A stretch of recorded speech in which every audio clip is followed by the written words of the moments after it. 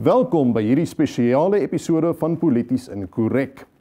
Meer as 30 jaar na die Berlynse muur geval het en die ewels van kommunisme wyd bekend is, blyk dit dat die ideologie besig is om weer steen te kry, die keer vanuit die Weste. Die Sowjetunie-propogandis Yuri Bezmenov het tydens die Koue Oorlog sy rug op kommunisme gedraai en na die Weste oorgeloop. Bezmenov het hom daarmee bemoei om Amerikaners en ander westerlinge te waarsku teen die ewels en gevare van kommunisme en ook verduidelik hoe die KGB coverte programme gevolg het om die media te beïnvloed. Ons het vir Yuri uit die argiewe gaan krap om te hoor of sy waarskuwings oor kommunisme vandag nog steeds geldig is. Yuri, baie welkom by die program. Ons weet 'n ou kommunistiese taktiek was om spesifiek joernaliste te beïnvloed en sodoende deur die media die res van die publiek oor te win. Deesdae met sosiale media is dit seker heelwat makliker. Hoe werk dit presies? Ideological subversion is the process which is legitimate, overt, and open. You can see it with your own eyes. All you have to do, all American mass media has to do, is to unplug their bananas from their ears, open up their eyes, and they can see it. There is no mystery. There is nothing to do with espionage. I know that espionage intelligence gathering looks more romantic. It sells more deodorants through the advertising, probably. That's why your Hollywood producers are so crazy about James Bond type of thrillers. But in reality, the main emphasis of the KGB is not in the area of intelligence at all. According to my opinion and opinion of many defectors of my caliber, only about 15% of time, money, and manpower is spent on espionage as such. The other 85% is a slow process which we call either ideological subversion or active measures, активные мероприятия in the language of the KGB, or psychological warfare. What it basically means is to change the perception of reality of every American to such an extent that despite of the abundance of information, no one is able to come to sensible conclusions in the interests of defending themselves, their families, their community and their country. Daar word deesdae gelol met feite wat tot 'n paar jaar terug nog voor die hand liggend was, soos byvoorbeeld of jy manlik of vroulik is. Nou sien ons toenemend instansies en selfs regerings wat mense dwing om taal te gebruik wat suggereer dat daar meer as 2 sogenaamde genders is. Hoe speel hierdie tipe taalmanipulasie in die langtermyn destabilisering van die samelewing in?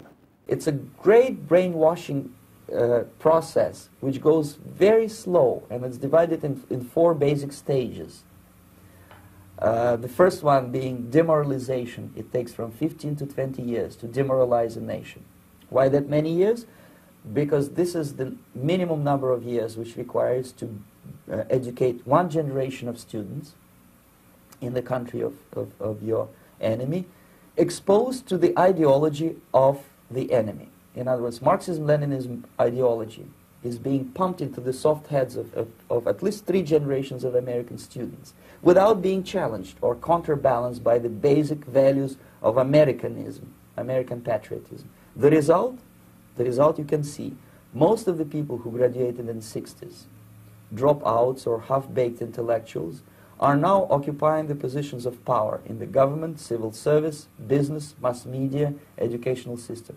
You are stuck with them. You cannot get rid of them. They are contaminated. They are programmed to think and react to certain stimuli in a certain pattern. You cannot change their mind, even if you expose them to authentic information, even if you prove that white is white and black is black. You still cannot change the basic perception and the logic of behavior. In other words, these people, the process of demoralization is complete and irreversible. To get rid society of these people, you need another 20 or 15 years to educate a new generation of patriotically minded and common sense people who would be acting in favor and in the interests of United States society. Daar is tans wêreldwye beweging wat druk vir gelykheid en soos hulle in Engels sê social justice. Is dit tog nie 'n goeie ding nie? The psychological shock when they will see in future what the beautiful society of equality and social justice means in practice, obviously they will revolt. They will be very unhappy, frustrated people. And the Marxist-Leninist regime does not tolerate these people. They will join the links of dissenters, dissidents. Unlike in present United States, there will be no place for dissent in future Marxist-Leninist America. Here you can get popular like Daniel Ellsberg and filthy rich like Jane Fonda for being dissident, for criticizing your Pentagon. In future, these people will be simply squashed like cockroaches. Nobody is going to pay them nothing for their beautiful, noble ideas of equality. This they don't understand, and it will be greatest shock for them, of course. The demoralization process in the United States is basically completed already. For the last 25 years. Actually, it's overfulfilled, because demoralization now reaches such areas where previously not even Comrade Andropov and all his experts would even dream of such a tremendous success. Most of it is done by Americans to Americans, thanks to lack of moral standards. As I mentioned before, exposure to true information does not matter anymore. A person who was demoralized is unable to assess true information. The facts tell nothing to him. Even if I shower him with information, with authentic proof, with documents, with pictures, even if I take him by force to the Soviet Union and show him concentration camp, he will refuse to believe it until he is going to receive a kick in his fat bottom. When a military boot crashes his, then he will understand, but not before that. That's the tragic of the situation of demoralization. So basically America is stuck with demoralization, and unless, even if you start right now, here, this minute, you start educating new generation of Americans, it will still take you 15 to 20 years to turn the tide of ideological perception of reality back to normalcy and patriotism. Die wêreld is vandag uiters verdeeld. Mense stry oor allerlei goed, soos die COVID-19 virus en veral die entstof. Ook of mense jou knie moet buig vir Black Lives Matter of te nie. Hoekom dink jy is die wêreld so verdeeld? The next stage is destabilization. This time, subverter does not care about your ideas and the patterns of your consumption. Whether you eat junk food and get fat and flabby, it doesn't matter anymore. This time, and it takes only from 2 to 5 years to destabilize a nation. What matters is essentials: economy, foreign relations, defense systems. And you can see it quite clearly that in some areas, in such sensitive areas as defense and economy, the influence of Marxist-Leninist ideas in the United States is absolutely fantastic. I could never believe it 14 years ago when I landed in this part of the world that the process will go that fast. The next stage, of course, is crisis. It may take only up to 6 weeks to bring a country to the verge of crisis. You can see it in Central America now.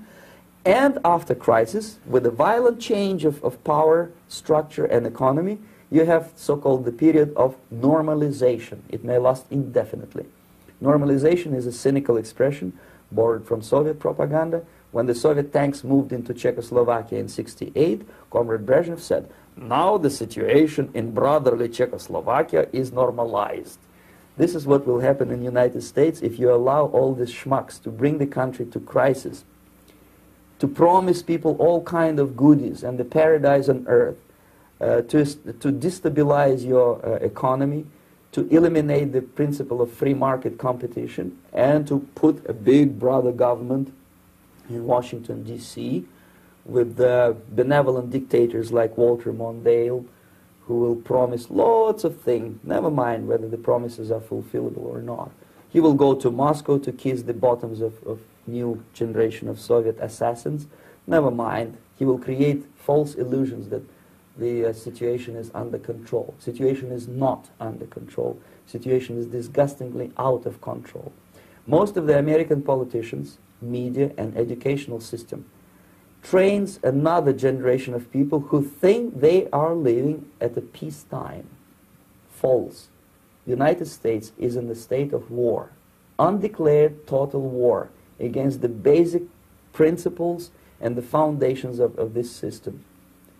And the initiator of this war is not Comrade Andropov, of course. It's the system. However ridiculous it may sound, the world communist system or the world communist conspiracy, whether I scare some people or not, I don't give a hoot. Dink jy nie tog ons is dalk maar 'n bietjie paranoïes nie, Yuri? Dink jy werklik daar is 'n wêreldwye kommunistiese bedreiging? If you are not scared by now, nothing can scare you. But you don't have to be paranoid about it. What actually happens now, that unlike myself, you have literally several years to live on unless the United States wake up. The time bomb is ticking. With every second, the disaster is coming closer and closer. Unlike myself, you will have nowhere to defect to. Yuri, ek bedank jou vir jou tyd. Veilig bly.